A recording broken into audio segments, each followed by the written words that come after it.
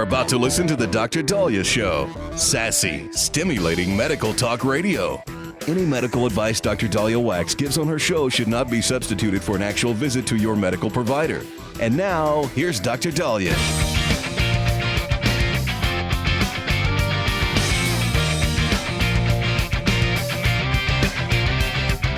All right, we are back on the Dr. Dahlia Show. Thank you all for tuning in. 1-877 Dr. Dahlia, 1-877 DOCDALI. So for those of you who want to get out of the heat, and if you've never been, you really need to go up to Alaska. But before you go, I want you to be aware of a few things, because I don't want you to get in trouble like I did, right? Or we did, I should say, in Alaska. So a few things you need to be aware of. One is it's beautiful. I actually was on a red eye, so I haven't slept yet. All right. So if I slur any of my words, no alcohol, just I did a red eye. Haven't gone to bed yet, but I will after the show. In fact, the show might even help put me to sleep, like it does with you all. But we went to Anchorage. Actually, I have to be in Alaska twice this summer. So I know, boohoo me, but I'm really, really excited about it. But got some work to do. And I'm really excited about that. And I've been to Anchorage before. I know we used to do the Dr. Dahlia Show cruise, and I apologize. I also apologize for my nose running. I apologize for not doing another Dr. Dahlia Show cruise. I'm going to get on that so we could sign you guys up and take you guys back up there, because that was really, really fun. I love doing that, and the Inside Passage is gorgeous. But I have friends up in Anchorage, and get to do a lot of hiking and fishing and things like that. And so sometimes going straight into Anchorage is fantastic. But there's a few things you need to know about, all right? So first and foremost, if you're used to getting free breakfast at your hotel, don't expect that free breakfast is going to come with your hotel. So don't just go sit and eat and think that it's all included, all right? Because you might get a bill when they come and say, okay, are you paying for breakfast? You're like, I thought it was free. Okay, so that's one thing. Another thing is Anchorage downtown. A lot of cool stores. Very, very cool. One of my favorites is David Green Furs. Love David Green Furs. You got to go in there. Oh, my God. The chinchilla and just beautiful, exquisite things. You got to check it out. But the one thing, though, that I am noticing that's kind of changing around, downtown Anchorage is you have a lot of individuals who are homeless. I saw some people freebasing, doing drugs. And so you need to be aware. Now, it could just be because the weather is warmer and it doesn't get, dark until 1 a.m. But that was, there was a lot more, shall we say, individuals who, did not have a place to live and were choosing to do drugs outside. Not all homeless people are doing drugs. Not all people who do drugs are homeless, but there was a large number of that we saw. And we saw some erratic behavior with some individuals. And near our hotel, somebody got stabbed a couple nights ago. Now, I do feel safe in Anchorage, but be aware that just because it's daylight, it doesn't mean that there's no crime. And it also means that every city, doesn't matter how remote it is, could still struggle with being able to take care of their population and have homeless populations. So I'm not sure. I don't remember seeing that last time I was there to that degree. So I hope they're getting the help and the resources that they need. Now, you don't go to Alaska to count the homeless population, even though there's less than other cities. You go there to hike and to fish. Hey, so we went fishing. Now, I kind of leave it to my husband to manage that. All right, because he's the fisherman. So he knows what to get, the bait, the hooks. He knows what to do. So we went to, we were in Cooper Landing, where there's also the Russian River and it meets. Very, very cool. You take a ferry, you go across to an island, then you fish. But they call it combat fishing because there was everybody and their mother there fishing. And they say, look, after 3, you're done. 3 and done. Okay, I'm thinking I'm going to be getting 33, but okay, all right, because I'm pretty good at fishing, but like, okay, so we'll max at 3. Not a problem. I get it. Maybe salmon are starting to become endangered. Who knows? But I think we were doing sockeye and not king, even though you can get a license for king. but I think it might have been coho. So I'm not sure what we were going to fish for because I never got to fish. We had our fishing licenses, we had our gear, everything ready to go. We go up the bank, we did the ferry. I peed first, right? Because I didn't want to go into the river and pee and upset the salmon and everybody else. Plus, I was in waders, and it's really hard to take off the waders in freezing cold water to pee. I had all that done. And so Corey gets my hook all ready, right? Gets my bait on the hook. It's about, I think, a half inch, ready to go. And I cast, throw my line, get all happy. And then within 5 seconds, I turn around and there's a ranger.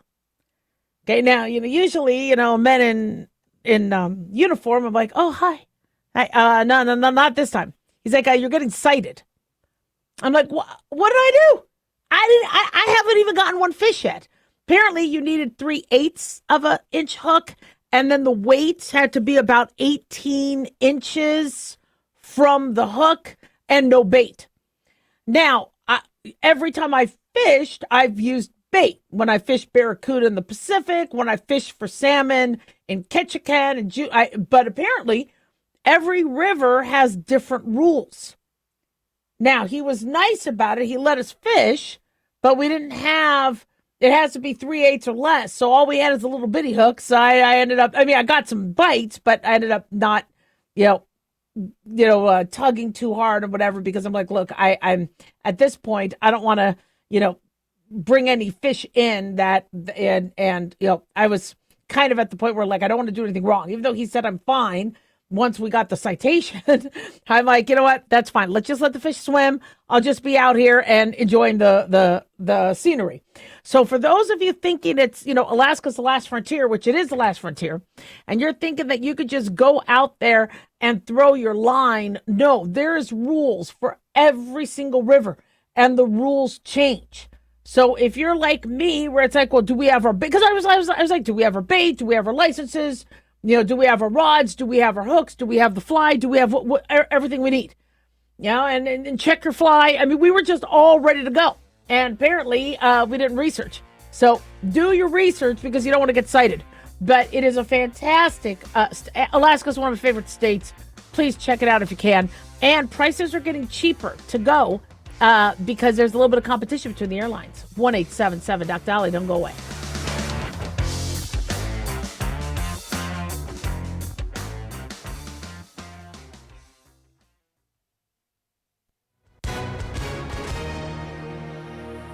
Hi, everyone. If you've been injured in an accident and think you deserve compensation, listen up. Because we have legal professionals standing by right now to answer your questions for free. We'll help you find out if you have a case and how much it's potentially worth. If you were hurt in a car accident, truck accident, motorcycle accident, rideshare accident, slip and fall, or any other type of accident, call our 24/7 hotline now and let us help you find out how much your case is potentially worth. Call 800-978-6800. That's 800-978-6800. 800-978-6800. I'm Gina Hart, here with spokesman Jack Mercer. So Jack, tell our listeners who should give us a call right now. Well, Gina, first off, thank you for having me join you here in the studio. It's always great to answer the listeners' questions. Now, as far as who should call in, anyone who's been injured in an accident and think you deserve compensation, give us a call right now. The call is free, the consultation is free, and with our no-fee guarantee, you pay nothing unless we win you money. That's great advice. Thanks, Jack. And is it true that the Legal Help Center is open 24/7? That's right, Gina. We're open anytime you need us, 24 hours a day, 7 days a week. So if you or someone you know were injured in an accident of any kind, call now and let us help you find out if you have a case and how much it's potentially worth. Call 800-978-6800. That's 800-978-6800. 800-978-6800. Advertisement sponsored by Legal Help Center. Not available in California. May not be available in all states.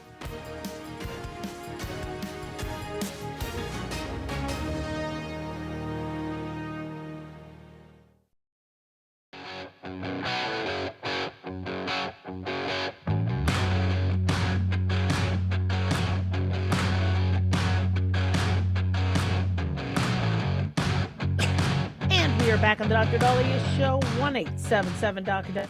1-877-DOCDALI. Big thanks to Talk Media Network for making the show happen. Big thanks to Daniel, our producer, and big thanks to y'all for tuning in. We really do appreciate it. Don't forget to follow us on Twitter or X at Dr. Dahlia, Facebook, The Dr. Dahlia Show, and on YouTube, click like and subscribe. So, summer is when many homeowners begin noticing the effects of water quality issues the most, whether it's our dry skin, dull hair, dishes looking all spotted, laundry issues, and concerns about what's coming out of our tap. A recent survey found that nearly 6 in 10 Americans have concerns about the safety of their tap water. So here to help, which I am really excited about, I'm a huge fan of, is trusted contractor and TV personality Mike Holmes. Mike Holmes is here to help families better understand how water quality can impact their homes and health. Mike, thank you so much for coming on the show. Oh, my pleasure, Dr. Dahlia. You know, it's funny, you said 6 from 10 homeowners. I think it should be 10 out of 10 homeowners that are concerned about this, really. It's so true. It's so true. You know, every time I go to the tap, and, you know, I mean, I was raised on tap water. You know, I notice now I kind of stop and think, you know, what is a top priority for us in terms of our water quality? Great question. To me, a top priority for all homeowners is to understand the water that they're using at home on an everyday basis. Is it clean? Is it safe? Is it high quality? This is really important because I know you can't see what's underwater, just like you can't see what's in the air. Yes, it's summer, and we're going to be using more water, washing the car, watering the lawn, more water in the pool, lots of dishes from having people over, not to mention more laundry. You will notice hard water issues easily. Simply, and trust me, everyone has hard water. It's just what is the number of the hard water level? This is going to do buildups on your shower heads, around your kitchen sinks. It could ruin your appliances when you think about it. I'm talking the hot water machine. Mine blew out, I got to tell you, after 5 years of use. And I'm a curious George. I cut it open. It was full of white. And that white, everyone would think, is a calcium. Yes, calcium's in there, but it's not just calcium. It's full of TDSs. That's total dissolved salts.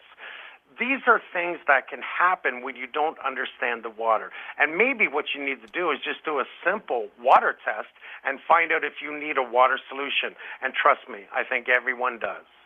Agreed. You know, I was 19 years old when I got my first kidney stone, and I live in Southern Nevada. And I remember the doctor said, what the heck you're supposed to be a 45-year-old man with a kidney stone. Why?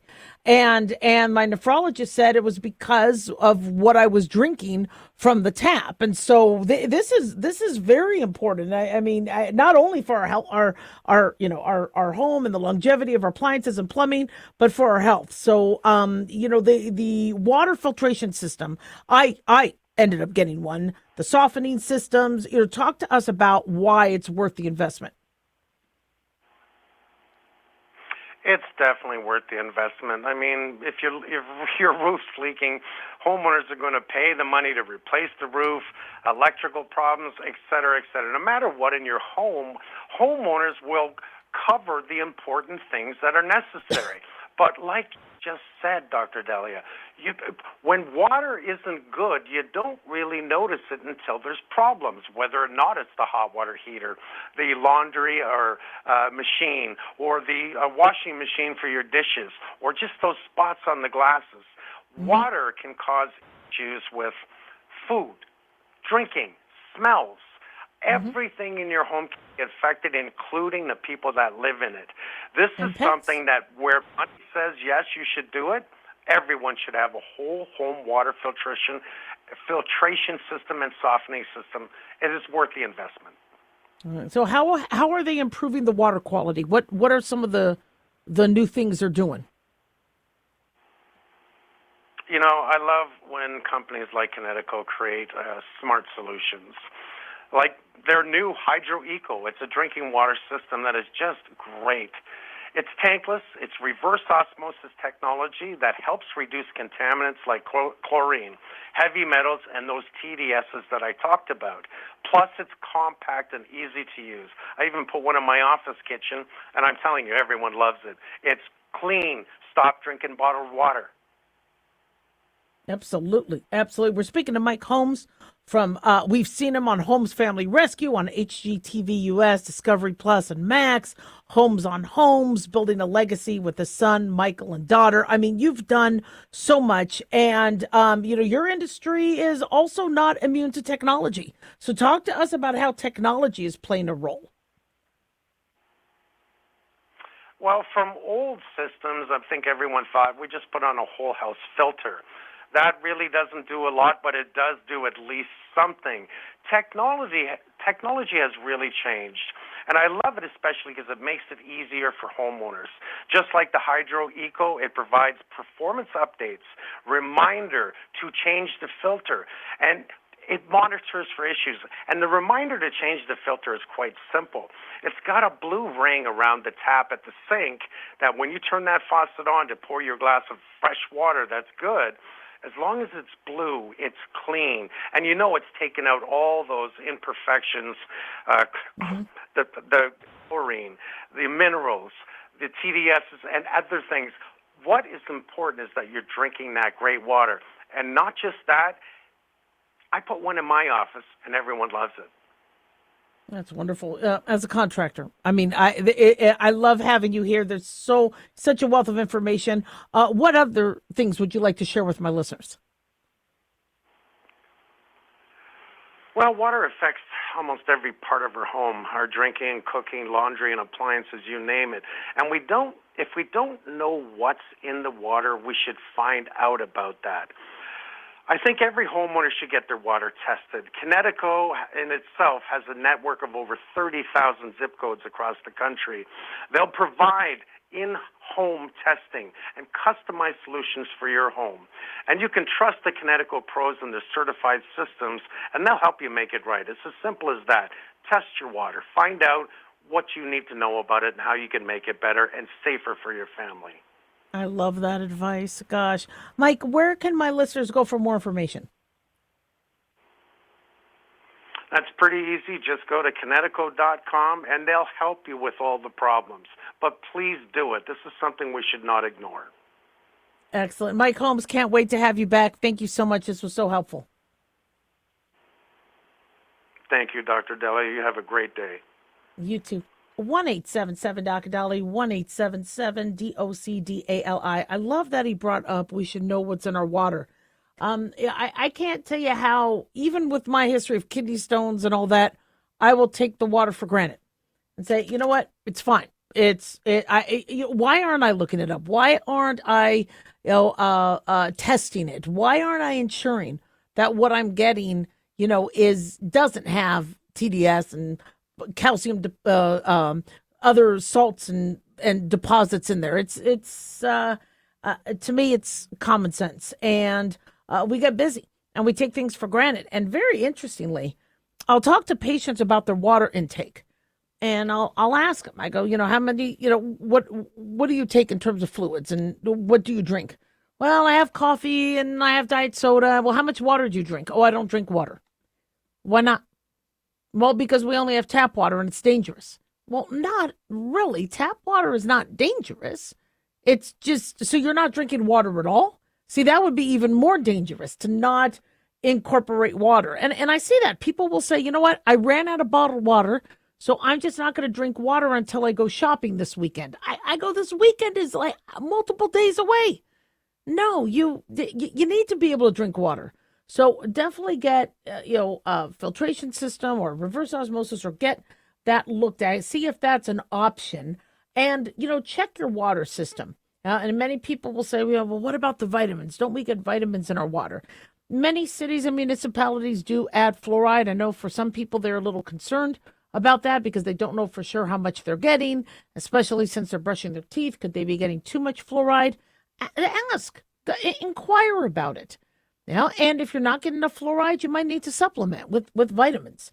But if you're worried about what is coming through And yeah, just do your research. All right? And I got to tell you, I really, really love our water filtration system. I think it's something that we should have had a long time ago. And I really, really do believe it would have prevented my kidney stone.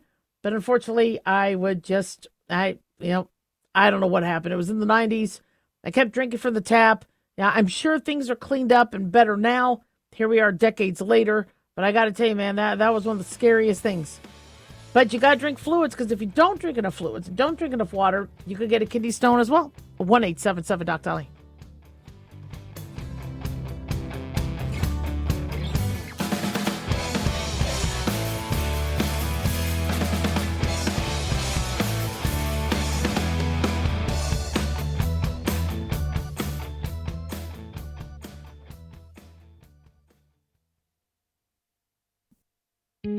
Looking for a gift that can actually help secure someone's future? It's Mark Falter's new book, Common Sense Income Strategies. It makes the perfect gift for that special someone in your life. Mark has helped thousands of hardworking Americans secure their financial future by using time-tested strategies that continue to create wealth, whether the market is up or down. Strategies that will make perfect sense once you take the time to read this powerful book. Common Sense Income Strategies brings to you what Mark has been teaching in person and talking about on the radio for decades. You've worked too long and too hard not to see the fruits of your labor. To learn how to receive your free copy, call 866-764-2635. That's 866-764-2635. Secure your future with Common Sense Income Strategies by Mark Falter. Again, to learn how to receive your free copy, call 866-764-2635. That's 866-764-2635.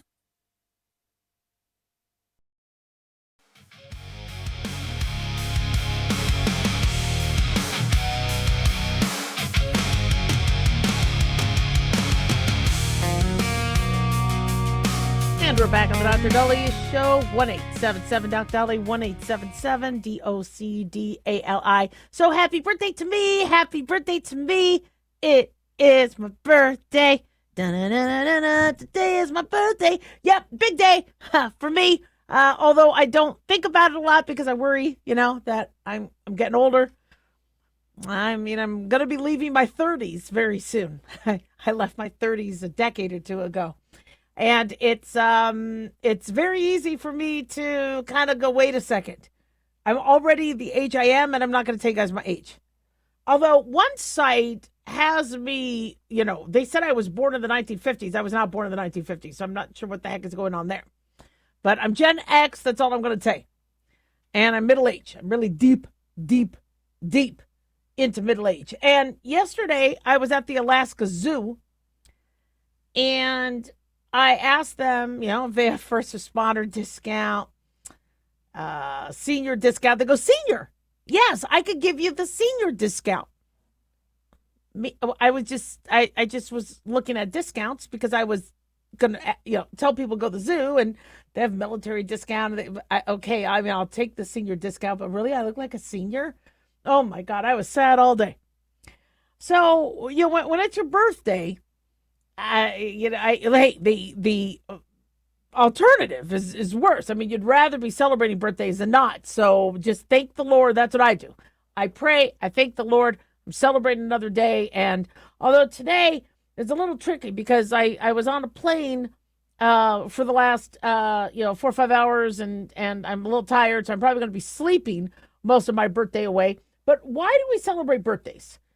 Now, I always kind of thought that was odd. Because I'm like, yay, look at me. It's my birthday. What did I do? I didn't do anything. I mean, I maybe left a vaginal canal, on June 16, in the year I was born, which I'm not going to say right now. But I'm not the one that did any heroic feat. It was my parents. So when you have a birthday, you really should be celebrating your parents.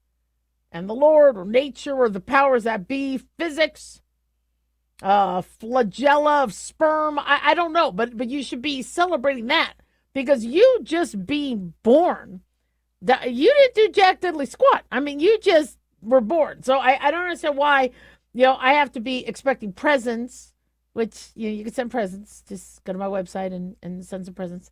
But I mean, do I really deserve presents because I was born? No, which I find it very odd. Where I think what we did, and there's pagan rituals associated with birthdays and relationships to astrology, and there's some background behind birthdays, and we'll talk about that in a second. But I think the reason why we make a big deal is because we want to not be in the same old rhythm, going to work, doing your radio show, and then going to see patients, and brushing your teeth twice or three times, then working out. If it's your birthday, we want you to take one day a year and do something different. The problem is my birthday, if it falls in the middle of the week, I'm not gonna not work. I know a lot of people take off work, and that's fine. You need to celebrate your day. You need to feel like that day is different. But for me, no, I've always worked on my birthday, even when I was on the weekends. I just, it's just, why should everybody else suffer? Because I turned another year older. So interestingly, some background in the birthday, according to WCCO, birthday celebrations during early civilizations coincided with astrology. In later centuries, religious groups were slow to adopt birthday celebrations because they were in fear of adopting pagan rituals. Pagans thought that evil spirits lurked on days of major changes, like the day you turn a year older. The ancient Greeks, according to WCCO, believed that each person had a spirit that attended his or her birth and kept watch. That spirit had a mystic relation with the god on whose birthday the individual was born. That's from the book, The Lore of Birthdays. So, interestingly, this wasn't something that I guess Jews and Catholics and Muslims celebrated. This was more of a pagan issue where, well, you need to celebrate it because you got, this spirit watching over you and you turned a day older. See, I also find that very odd because, my cells, my physiology, all it changed was 24 hours. Yet now with my age, it's in a whole new bracket. So when they say, are you 21 through 29? Are you 30 to 35? 36 to 44? I mean, I'm actually now in a new bracket. And I'm physiologically only 24 hours older than I was yesterday. So I really do have an issue with that. Okay, why do we do birthday cake? Okay, well, that I actually like. That don't mess with. But according to hankeryforhistory.com, cultures have been using celebratory breads and cakes for centuries. But the modern-day birthday cake, they think, was originated in Germany during the 1400s. And Germany also gave us Saint Nick and a lot of our Christmas and, festivities and Rudolph. So, Germany gets a credit for this one. They said cakes may have been made with dough and sugar, but some would have maybe rings or coins or buttons thrown in. And if you got that piece of cake that had the ring, marriage would be in your future. If you got the piece with coins, financial luck would be in the future. That if you got a button, you probably choked on it. That was probably bad luck. So then why do we use candles and blow out the candles? Well, ancient cultures thought it would ward off evil spirits. In the 1700s, Germany started decorating the birthday cakes with candles for children's cakes called Kinderfest. Kinder for kid, fest, festival. Each candle represented a year of the life with additional candles put on for future years. Now, I like birthday cake. What are the most popular birthday cake flavors? Well, according to a PR Newswire survey reported by 97.3 The Dog, they said that the top birthday cake flavors is chocolate, cheesecake. I'm surprised that came up so high. Chocolate chip, vanilla or yellow cake, red velvet, marble, carrot, lemon, coconut, and funfetti. I like funfetti. To be honest, my favorite type of cake is the birthday cake, like white or yellow cake with the big, rich chocolate buttercream. That's kind of like my favorite birthday cake. I'm still a little bit confused about the cheesecake. I like cheesecake before a birthday cake. Okay, now why do we do gifts? Well, they said the tradition of giving gifts was, again, to ward off the evil spirits. As guests coming to the celebration were asked to bring good thoughts and gifts. even though usually people that come to birthday parties bring drama, but somehow it's supposed to help. And then, why do we sing the Happy Birthday to You song? According to Wikipedia, in 1893, a school principal, Patty Hill, and her sister Mildred composed a song entitled Good Morning to All. Good morning to all. And I guess it was the same melody. And then I guess we started to use that for Happy Birthday to You. They say the complete text of Happy Birthday to You, I guess there's a whole text, first appeared in print as the final 4 lines of Edith Goodyear's Algiers poem, Roy's Birthday. That was published, I guess, in a primer of work and play and copywritten in 1901. So the first book, including Happy Birthday lyrics set to the tune of Good Morning to All, bears a date of publication from 1911. So it's that old. What is the most popular birthday gift? It could be plate of food, cake, song, ashtray made in art class. But the most popular gift is a gift card. Yep, I'll take those. That sounds really, really good. And Dr. Dalia's birthday, that's me. I have an article on this, which is really, really good. June, but that's not the month that has the most birthdays. Various studies have found that August, September, October have been the busiest birthday months. Why? Because people were probably snuggling during the winter season. One Harvard study looking at babies born between 1973 and 1999 found September 16th to be the most popular birthday. Well, September 16th would coincide with Christmas vacation, being when conception might have happened.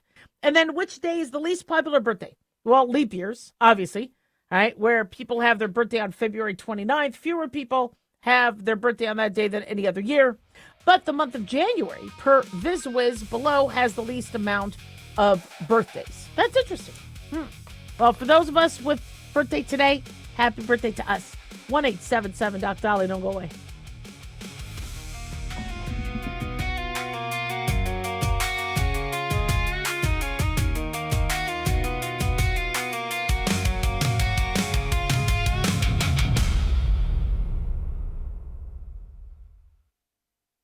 Dr. Dahlia here. Are you tired, burned out, gaining weight, succumbing to the daily pressures of life? Well, how's your dopamine doing? How you feel right now, how you'll feel an hour from now, and how you'll feel next week is completely reliant on your dopamine.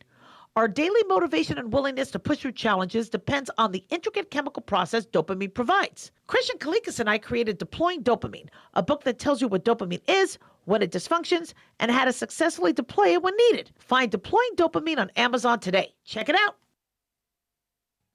Hey, America.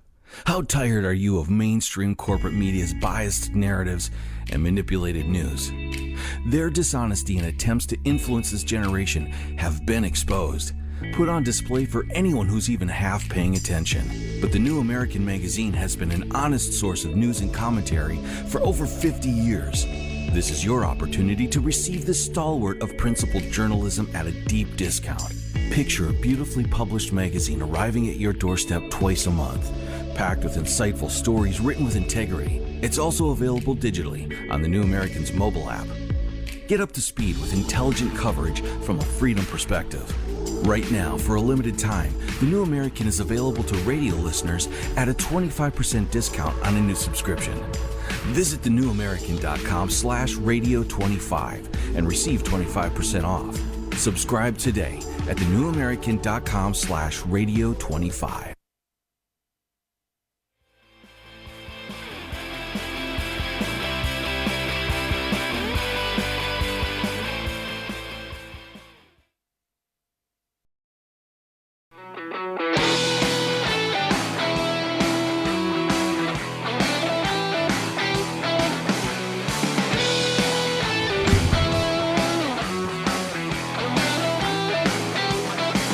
We're back on the Dr. Dahlia Show. Thank you all for tuning in. 1-877-DOC-DALI, 1-877-DOCDALI. So a few of you have written me over the last year or two about these consents you have to sign at the doctor's office, and you don't like it because you don't have an attorney reviewing it and you feel like you wouldn't be able to sue. Yet, as you heard in today's segment, how a mom consented for her child undergoing gender transition surgery and was able to successfully sue despite the consent being signed. So some of you have asked for some clarity on these informed consents. In law, nothing is ironclad. But as a physician, the reason why we do informed consents is it's evidence that a doctor didn't tell a patient, this is what we're doing. And you do as I say, you don't question it, and I'm doing it whether you want me to do it or not. An informed consent prevents that from happening because the average doctor is not putting a gun to your head telling you to sign something. They are saying, look, you want this procedure done, you want this breast lift, you want breast removal, you want hormone therapy, you want your gallbladder removed electively, you want a colonoscopy for a screen, so we are telling you the risks and the benefits. You are making a decision, an informed decision. You are allowed to ask us any questions before you sign that. We will explain everything in detail if you need. And then if you do feel confident about us moving forward, you sign the form. And the informed consent is supposed to be a form showing that not only that the doctor discussed it with you, but it's also in writing. So you could also read and see what some of the risks are. And many of you will see on these informed consents, there's risk of death. You are signing that there is risk of death. And the doctors will have that in there because there are some procedures where, unfortunately in surgery, et cetera, there could be the remote possibility. But if a doctor does not tell you that that's a possibility, they're in trouble. So informed consent forms have to be fairly lengthy. Because if they leave something out and a patient says, well, wait a second, you didn't say I could have bleeding. You didn't say I could get a bad infection. You didn't say that I could have cosmetic deformity. The form is going to have to list all of those. So some informed consents are pages long. And, do you have a right to an attorney to review it with you? Absolutely. Do you have the right for the attorney to change your informed consent? You have a right to anything, but that physician might not perform the surgery.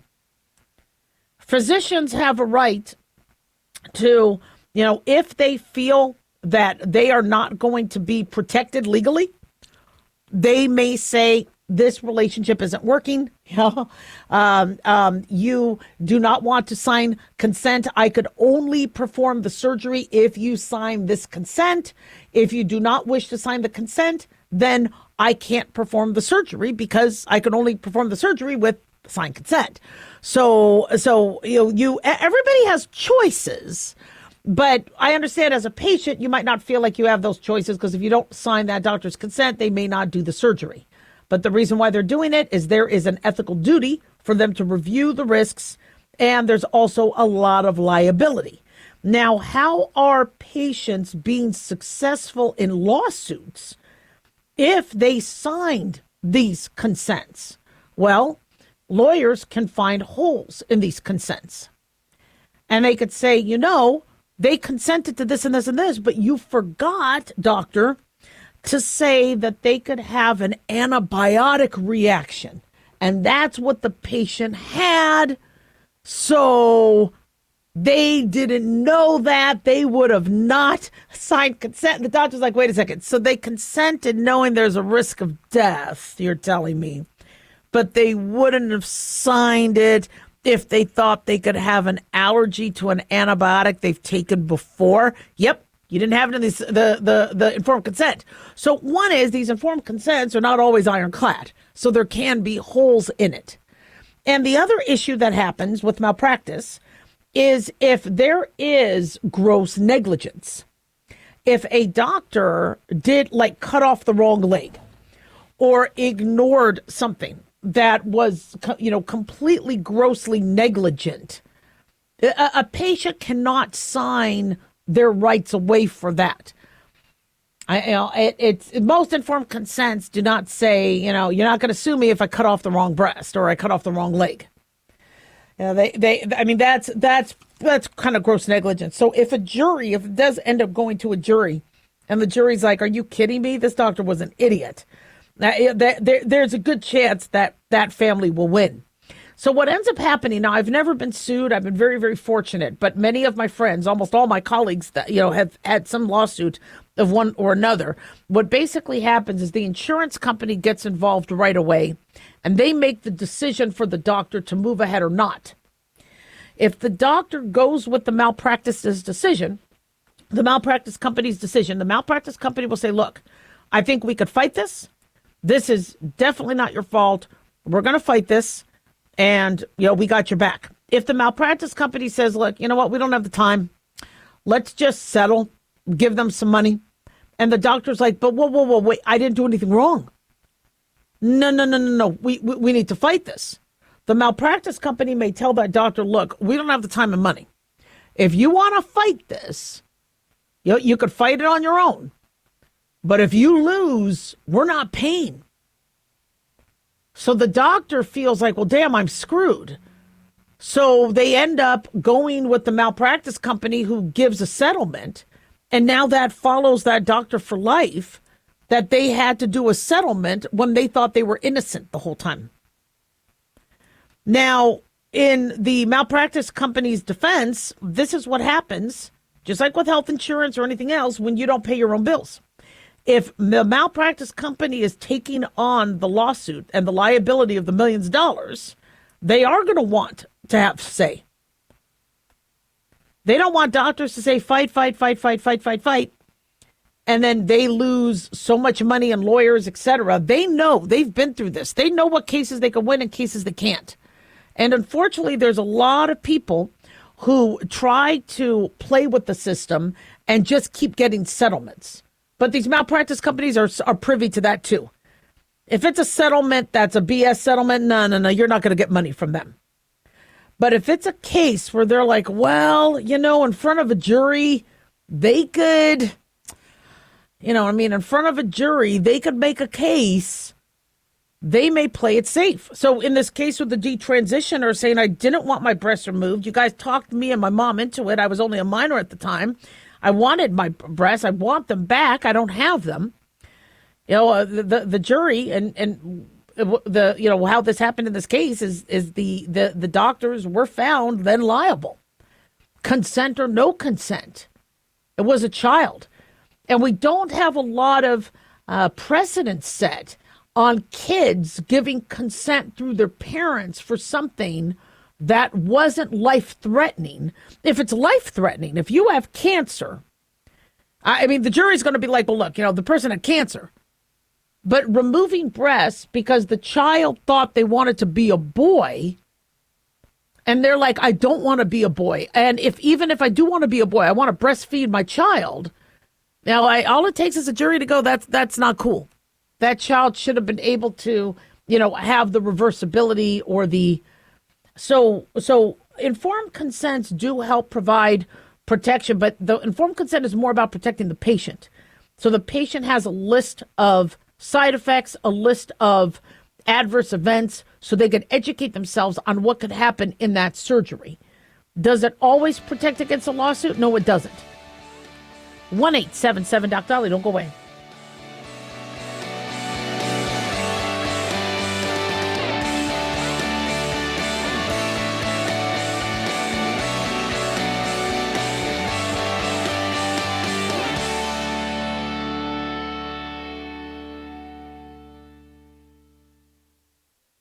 Looking for an easy read that can actually help secure someone's future? Pick up a copy of Mark Falter's book, Common Sense Income Strategies. For the past 30-plus years, Mark has helped thousands of hardworking Americans secure their financial future by using strategies that continue to create wealth, whether the market is up or down. Strategies that will make perfect sense once you take the time to read this powerful book. Common Sense Income Strategies brings to you what Mark has been teaching in person and talking about on the radio for decades. It's not rocket science, it's a pretty easy read. You've worked too long and too hard not to see the fruits of your labor.